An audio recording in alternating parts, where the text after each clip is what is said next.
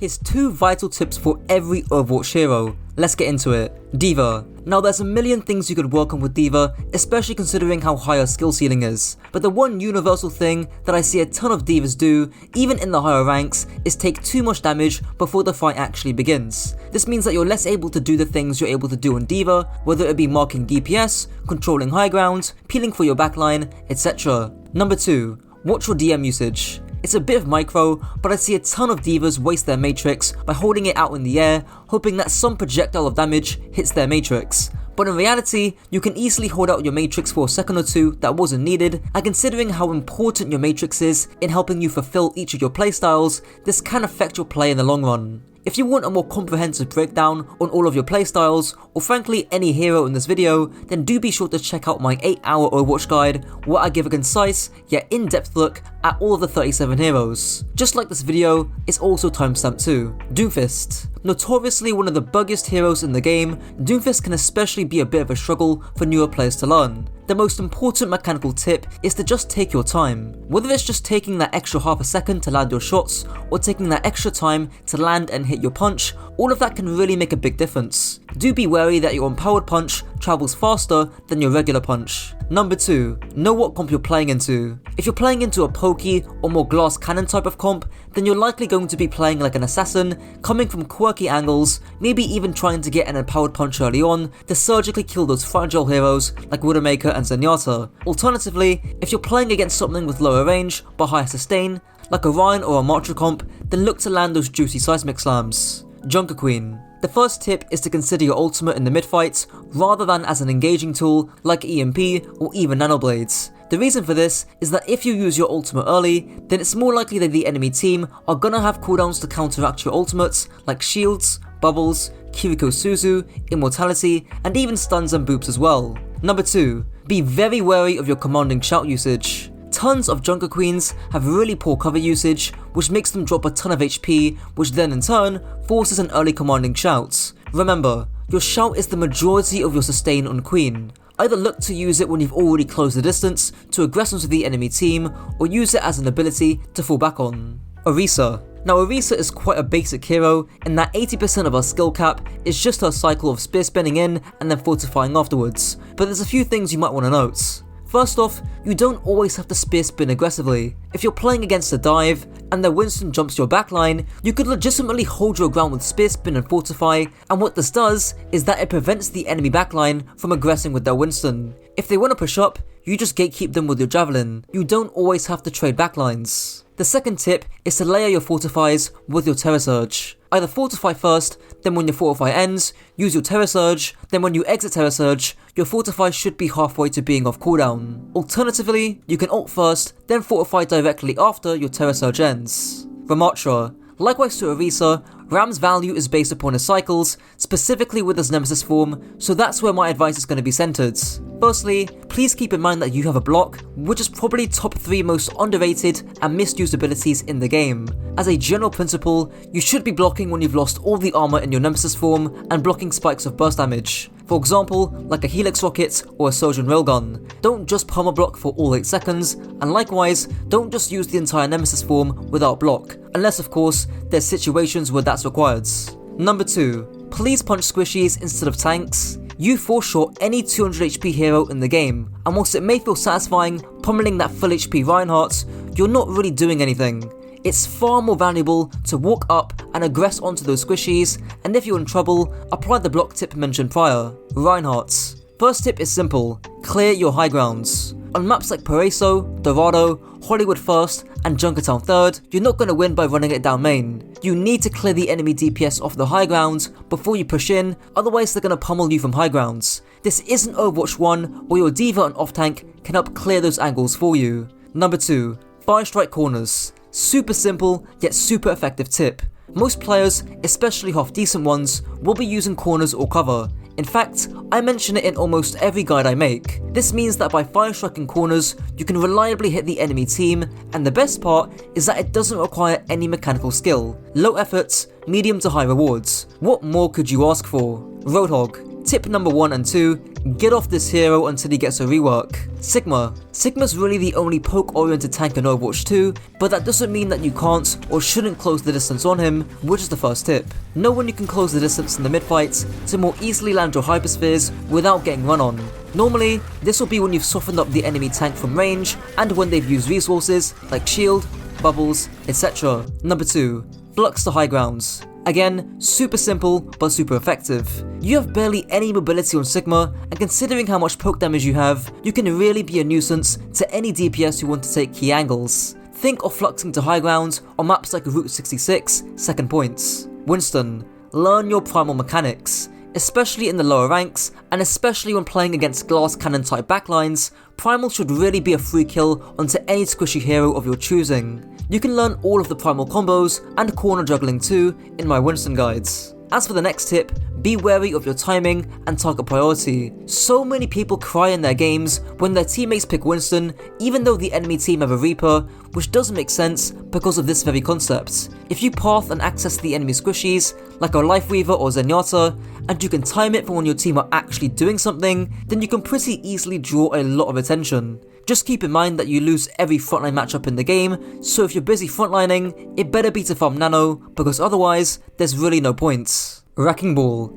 Stop grappling from main. If you grapple from main and pole drive, you become extremely telegraphed, meaning you're more susceptible to damage and CC. Instead, engage from different off angles and flanks, meaning you engage and maybe even get a pole driver off, even if you're full HP. Secondly, know when to pole drive. Pole drive has always been a more opportunistic ability rather than something Ball's kit is entirely built around. What makes Ball good is his mobility, so abuse that. Roll through the enemy team, disrupting them, and if you see a good opportunity to get a clean pole driver off, maybe even using some tech, then go for it. But pole driving, especially in the higher ranks, can be an absolute death sentence, especially if the enemy team are running a Sombra Tracer. Zarya. Zarya is the squishiest tank in the game, arguably more squishy than Sigma up close, who at least has an accretion to keep his enemies at bay. All of that is more reason for you to save at least a bubble when you're aggressing on decent charge. If you're greedy with your bubbles and decide to aggress on 100 charge with no bubbles, sure, you're highly lethal, but you're also a glass cannon with 0 mobility. Keep a bubble as a failsafe. Number 2. Slightly obvious tip, but stop reloading so much. The amount of Zaryas I see pressing R when they have more than enough ammo is frankly a mystery to me. Just make sure you enter the fight with a full clip. Now into the DPS, starting off with Ashe. The first tip is to work on the timing and positioning of your dynamites. If you dynamite from main, it's likely not going to hit anyone besides the one tank. And if you do get a good dynamite onto a few heroes, but your team aren't there to follow up, sure, you might get some good ult charge off, but you won't have dynamite for when your team aggresses. The simple solution is just to look at what your team are doing, then once they engage, take an off angle and toss your dynamites. The second tip is to please use Bob on the enemy backline. This links in with the previous tip, but the only time you should really be bobbing from main is when you need someone to touch carts or to force points. Every other bob should really be targeting the enemy backline from a different angle. Bastion.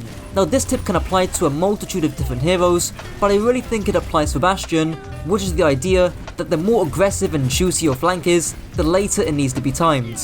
Bastion has one of the biggest hitboxes in the game, and considering he's pretty immobile on his turret form, he's relatively easy to deal with if you're keeping tabs on him. But if you're not, Bastion can absolutely mow down your team, and all that takes is some simple timing. If it's aggressive, it better be late. Number 2.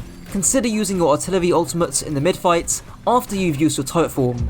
Since your turret form will be on cooldown during your ultimates, and that your team can more easily follow up off your artillery, I don't see why this shouldn't be a viable usage of your ultimates, even if it's a lot easier to just press Q before the fight actually begins. Cassidy. Cass is quite a rudimentary hero, since his value isn't heavily tied to cooldowns, but is Peacekeeper. As a result, it's hard to think of hero-specific tips for him, but there are a few things you can do. Firstly, know your sightlines against the heroes you play. You're a mid-range hero, meaning against shorter range dive comps, you should be looking to soften up their dive from afar, but against comps that lack mobility and have greater range, you ought to be hard flanking frankly. Number 2. This one is linked to your high noon and linked with the Bastion tip prior, but if you're gonna go for a flank high noon, make sure it's well timed. The last thing you want is to press Q and the entire enemy team toss every single cooldown they have just to stop you. Also, as a bonus tip, don't get greedy with your high noon, especially with how buggy it is. If you can get a kill with it, take it. Echo. Flight is a highly overlooked aspect of your kit on Echo, with most players not putting too much thought into it. However, a really key usage of your flight is to use it as a get out of jail free card when you take an angle. If you simply walk up to an angle, spam from decent range, you can easily escape when you get jumped on. The same applies to Sojourn slide too. Number 2. Have a plan when you use your duplicates. Duplicate is a highly volatile ultimate in terms of the value you can get from it, because it's map dependent and also dependent on the composition you're duplicating to. If you have duplicates or are close to it, simply tab to see where the enemy team are running and what you can duplicate, and think of certain power positions you can be when duplicating that hero. A copy of Ana that's hard flanking and landing a 5-man anti can cause some serious pressure. Genji. The biggest tip I can provide is to please focus on the timing and greediness of your blades. If you whip out a dry blade and you immediately force beat, then just leave. Don't risk your life slashing away at a bunch of shields. Know your limits and don't get frustrated because you can't insta one-shot a squishy who's getting double pocketed whilst you're busy pushing in alone without your team. My bad, I misplayed. I should have played that better. My bad, man. I should have, okay. The second tip, while simple, is to make sure you have both your cooldowns and full HP when dueling. Trying to fight an Ana without deflect or dash is painful, so don't. It's also taking on unnecessary risk too. Simply wait for your cooldowns to come back online, which can be hard for your average Genji main who's dosed up on Adderall. Hanzo. Now Hanzo, likewise to Cassidy and the more traditional hit scans, don't have anything too special to him, but there are some things you can do that can go a long way. Firstly, Sonic your flanks. I see a lot of players just tossing Sonic Arrow randomly to help feel like they're doing something when in reality, they're not. By Sonicking a flank, you can see whether a flank is free to take, and if someone is already on the flank, you can pre-fire an arrow and dome them in the heads. Number 2. Don't Storm Arrow tanks, Storm Arrow flanks. Nice little unintentional rhyme there, but there used to be, and arguably still is, a general sentiment that Storm Arrows should solely be used on tanks because you need 4 Storm Arrows to kill a squishy. Whilst true, the higher DPS of Storm Arrows and the fact that you don't need to charge them makes Storm Arrows a great follow-up tool after you fire a fully charged arrow on a flank. Junkrats. Firstly, please Riptire in the mid-fight. I know it's so tempting and easy to just Riptire before the fight even begins, but using Riptire early just means that the entire enemy team are all going to be looking for your Riptire. However, tiring later on just means that your team can also be splitting attention, therefore meaning that fewer players are scared about your Riptire. If your tires are getting destroyed a lot, look at when they're being timed. Number 2. Learn and master the flanking playstyle with Junkrats. I'm sure you all know the one-shot concussion mine combo, which is frankly vital to pull off in order to make Junkrat work at the higher ranks. Flank and take short sightline angles, which should be around 10 meters, if not ideally less, in order to consistently pull off the one-shots. Mei. For those who've watched my recent video on Mei, this shouldn't come as a surprise to you, but look at your wall usage. Wall is one of the best pieces of utility in the entire game, and what I think to be the best piece of utility in the DPS category. You can split off LOS, split off heroes, vertically wall yourself up, cut off retreats, get clean rotations off. The possibilities for Mei's walls are endless. Just be aggressive if you get a good wall, and most importantly, back up if you don't. Number 2.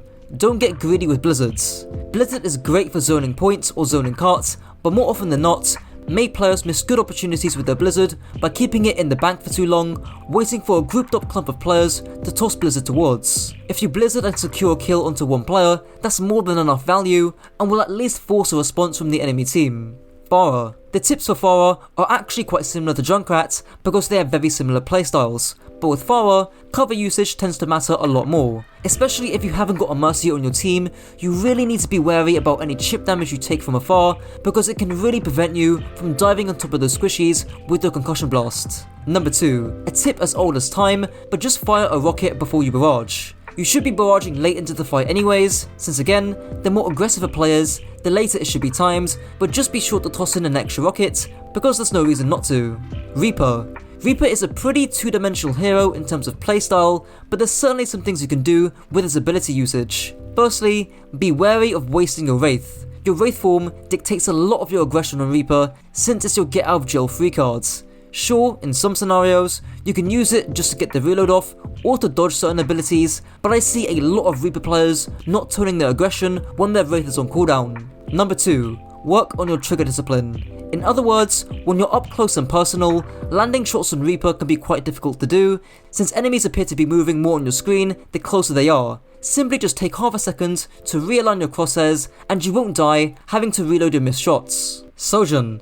The majority of your value on Sojourn really comes from your railgun and power slide usage, which is where I'll focus these tips on. With your railgun, it's simple.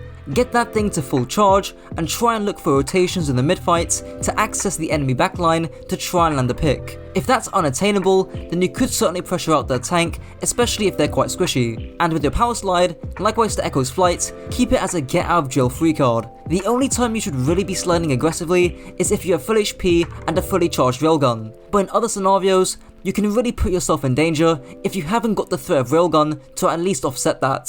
Soldier 76. On the surface, he's one of the simplest, most traditional roles in the game. Yet, because of that, people overlook his kit, particularly his sprints. Your sprinter soldier is arguably your best ability because it gives you more consistent mobility that heroes like Cassidy, Sojourn and Ashe just don't have. Unless you're playing against dive, hard flanking and keeping your distance on soldier can yield very high value. Number 2. Now, this is for some of the lower level soldier players who do this, but please stop using visor and grav.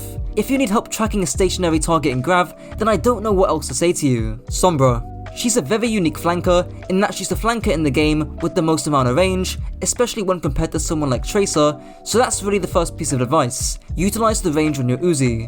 As long as you're not playing against someone like a Hanzo, Cassidy or Widow, or really any hero that outranges you, then you can prolong your pressure from range and or from high grounds. Number 2. Well, what if you are playing against heroes that do outrange you? Well, that's where you become more of an assassin, hacking from invis and dueling the targets. The biggest piece of advice here is to do with the timing. If you're getting your translocator forced early, it's probably because you're going in too early. Let your team take the brunt of attention and then you can stop pressuring from behind. Symmetra. Likewise to Mei's Wall, Symmetra's teleport is one of the most versatile abilities in the game with a billion different uses. And what differentiates a bad, mediocre, good, and great sim player is your teleport usage. Are your teleports one-dimensional? Are they poorly timed? Are you pressuring backline or forcing out cooldowns with it? Teleport usage is probably the first thing I'd look at if you're looking to climb on sim. Number 2. Use your turrets to amplify whatever you're doing on Symmetra. This can link back in with your teleports, since TP bombs are a key portion to your value on sim, especially when combining it with your underrated right clicks. Just make sure with your turrets, you're marking flanks, peeling your supports, or pressuring from off angles with your turrets. Torbjorn. For better or for worse, Torb is one of the simplest heroes in the game. The first tip is to do with your turrets. As you likely already know, turret has 2 uses, either to watch flanks to alert yourself of heroes like Tracer, or to be placed on annoying off angles for general damage and ult charge. Regardless of either use you do, make sure that your turret has cover and isn't the first thing the enemy team see as they turn around a corner. You want your turret to have longevity, so don't just toss it out in the open. Number 2. Practice your left clicks. Normally, advice on mechanics isn't something I usually give out, but considering how inconsistent your damage is when compared to your hitscan counterparts, landing those Cheetos can really be make or break for you. Tracer. Tracer's one of the few heroes in the game with a very high skill ceiling with a ton of different things you can work on. The first thing I'd say is probably work on your micro. How's your trigger discipline and tracking looking? What about your blink usage? Are you using cover and terrain to preserve your blinks and get your reloads off? Your micro on Tracer is kind of like a dominoes effect. If your cover usage is bad, you're going to waste more blinks, which will cause you to panic more, meaning your tracking is worse. The key thing to winning duels on Tracer is minimizing panic, which you can do by mastering fundamentals like terrain usage in order to get your reloads off and preserve your blinks. Number 2. Don't always go for backline, especially if the enemy team have a very sturdy backline like a Brigitte and your backline is more squishy like an Ana Zen, then it's often more worth it to control flanks, duel their DPS and harass their dive tank if they're running dive. I speak about this more in my Tracer guide, so be sure to check that out. Widowmaker. Now with Widow, there's really 2 key things.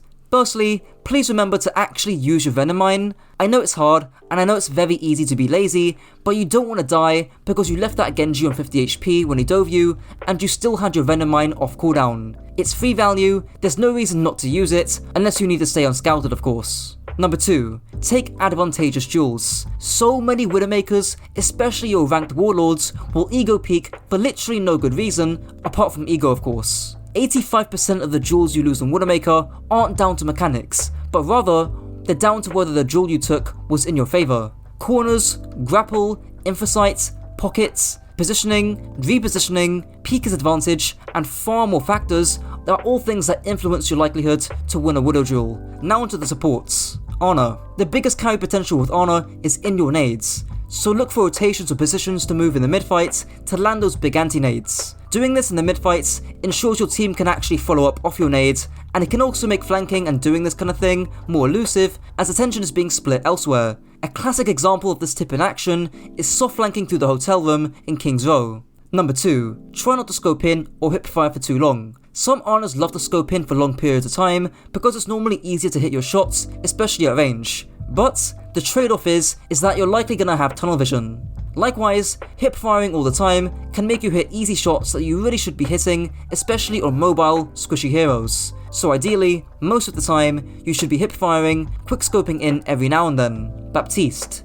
This one is low-hanging fruit, but stop using a regen burst when you're out of range. It's a very easy mistake to make, considering most Baptiste players don't know how short the regen burst radius is. It's not Lucio Aura, and it's not Brigand Spire. It's 10 bloody meters. Number 2. Look for places to get independent matrixes off. You as Baptiste can dish out a lot of damage by yourself and become a third DPS when you reach certain angles and use matrix for your own benefits. Your exo boots should allow you to do this, but especially on maps surrounded by high ground, like on Dorado, you should easily be able to jump up and get a good, aggressive matrix off. Brigitte. Now, this is an interesting one because of the new rework, so let's start off with that. Yes, ladies and gentlemen, you can indeed be aggressive with your new rally. Even though you don't get that build up of health over time, the instant armor and shield bonus and stun allow you to be aggressive for at least the first 5 seconds of your rally. This allows you to contest points, fight for high grounds, and even duel squishies as long as you've already closed the distance. Don't listen to the people crying about new rally because 80% of the time it's a straight up buff. Number 2. Pack your DPS. I don't know how many times I even have to say this, but your other healer, unless it's a Mercy or even a Zen, should really be focusing on keeping your one tank alive. Pack your DPS when they're fighting for duels, and pack your other supports if they need help. If you're playing Brig Zen, I always advise having at least a single pack online in case they get dove. Kiriko. Probably the most all-around and high-skilled support hero. First off, it's really important to know when you flank on Kiriko. Kiriko isn't this heal bot for tanks, and in fact, if you're not getting use out of your teleports, then you're missing out on half the hero. If you're playing against compositions like a mobile, sniper-based ones, you're gonna have to take well-timed splits from your team in order to assassinate those kind of heroes. Then obviously, you teleport straight back to your team. Even in dive, you'll see top-level Kirikos fight for flanks or sit on flanks completely by themselves, teleporting back to their team when they get overwhelmed. Number 2. Don't Suzu too late. Suzu does only do 50 healing and does last for under a second, but you can stack the healing during the Suzu, basically meaning you can save anyone at any moment. Don't push your luck with this ability and don't waste it. Lifeweaver. Yeah, this hero trash. Lucio. Now with Lucio, there's 3 main archetypes or playstyles. The run it, red it, or leave it playstyle. Know which one to do when, and that throughout a team fight, you can switch between each playstyle at any moment. Maybe you want to do the run it playstyle first by speeding in your one tank, then once you've done that, you move into the red it playstyle by dueling the DPS. Or maybe you want to relieve the pressure off your backline or your DPS, then go back to speeding your tank. It's all very fluid, so that's the first piece of advice. Number 2. Focus on your movements. This isn't just learning basic wall riding, though that is a large chunk of it, it's also to do with your crossfade and amp usage, as well as your strafing, especially whilst you're dueling. Mastering your movements will greatly help you to pull off that Reddit playstyle. Mercy. Don't just spam movement techs off cooldown, and make sure you use them with a purpose. You could learn every single piece of Mercy tech in the game and still be below diamonds, solely because it's not about what techs you learn, but it's about why and when you use them. For example, misusing super jump can easily get your head chopped off. Number 2. Maximize your damage boost usage. Now, I don't just mean keeping your blue beam up for as long as you can, and whilst that advice can certainly go a long way, especially for lower level Mercy players, it's about who you decide to blue beam. If your DPS aren't doing anything, but your Zen is charging up a right click, then damage boost your Zen. If your Hog lands a hook, or your Ramattra is in deep with his ultimate, or your Zarya drops a grab on high charge, then consider boosting them unless your DPS are equally as aggressive. Moira. Moira's interesting because of the whole TikTok DPS meme, and there seems to be a split between people who actually think DPS Moira is a trolling playstyle, and people who genuinely believe that it's the only thing you should do. In my opinion, there's nuance. DPS Moira is a legit playstyle, but you need to know when and why you do it. If you're playing against heroes that you can easily assassinate and duel, then leverage your dueling capability on Moira. If not though, and your Reinhardt is struggling to live, then perhaps reel it in a bit. Number 2. Don't waste your Fade. Fade is your only escape cooldown on Moira, and sure, you can use it to aggressively duel certain heroes, but don't just use it for the sake of using it. Zenyatta. Really obvious and simple tip here, but just orb your flankers, specifically when they're aggressing. A lot of lower level Zen players just hold down M1 and put both their orbs on the 2 tanks, but this can mean that your DPS don't get the support they need when fighting for flanks. By all means, if your DPS are doing fuck all, then discord their tank and absolutely melt them, but if there's important flanks that need to be won, your orbs need to be there. Number 2. Don't trans too late. Similar to the Kiriko Suzu tip, the amount of fights that have been lost because Zens were just half a second late with their trans is innumerable. I get that you want to min-max every lost ounce of value you get, but don't let that cost a free teamfights. And that's it for the video. Shout out to my tier 1 Patreons, Tyler Bishop and Remy Kane, and if you enjoyed, don't forget to drop a like and consider tagging along with the channel. Until next time.